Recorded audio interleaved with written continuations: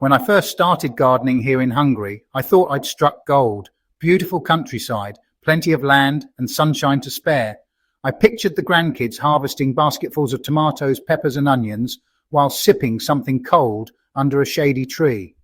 What could possibly go wrong? Well, quite a lot actually. So today I'm sharing 5 organic gardening challenges nobody warned me about in Hungary. Things I've learnt the hard way that might just save you a few headaches and wilted lettuces along the way. And don't worry, we'll keep it light, because if you can't laugh when your beans fry on the stalk, you'll probably cry instead.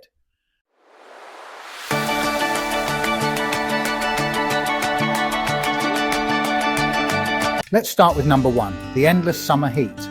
Now, I love the sun as much as the next bloke, but here it feels like it's competing in some kind of endurance contest.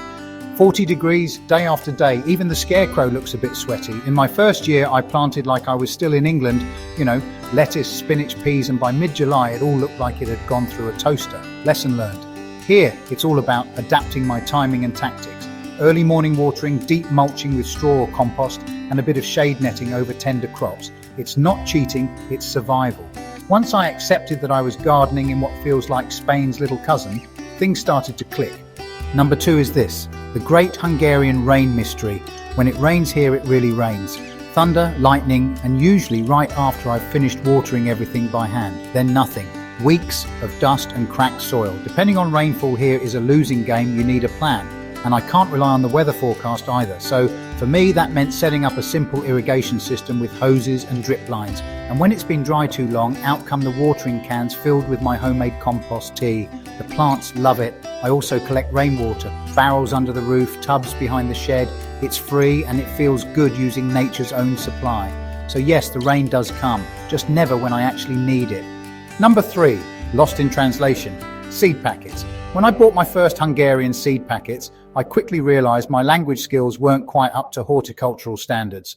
There's a big difference between ordering a beer and understanding vetési idő. That means sowing time.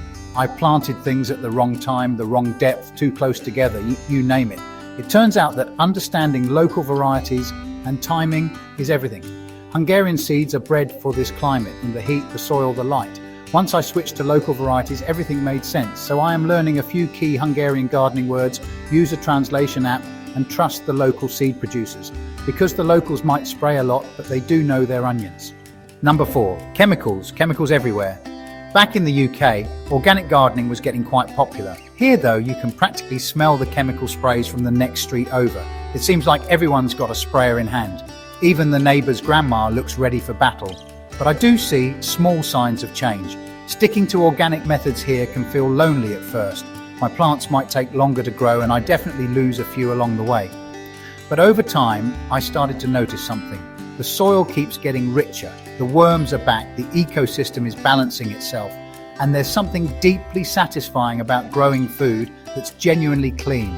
No chemicals, no shortcuts, just good soil and patience. If you're growing organically in Hungary, or anywhere come to that, you're not mad, you're just early. Number 5, the adventure of new vegetables. Hungary has its own stars, paprika, long sweet peppers, watermelons the size of small dogs, and melons that thrive in the heat. At first I was hesitant, but once I started growing these local heroes, wow, what a difference. Turks, chickpeas, even heat-tolerant greens, each one teaches me something new about this climate. It's humbling, frustrating, sometimes hilarious, but that's gardening, isn't it? So yes, nobody warned me about these challenges, but honestly, I'm glad they didn't, because learning to adapt, experiment, and laugh along the way, that's what makes organic gardening here so rewarding. Every tomato that survives a Hungarian summer feels like a small miracle and a reason to keep going. Now over to you. If you've faced your own gardening surprises, drop them in the comments below. As the season here draws to a close, we will go through the successes and failures of this year in the next video. We've had some interesting results so far, so I look forward to seeing you very soon.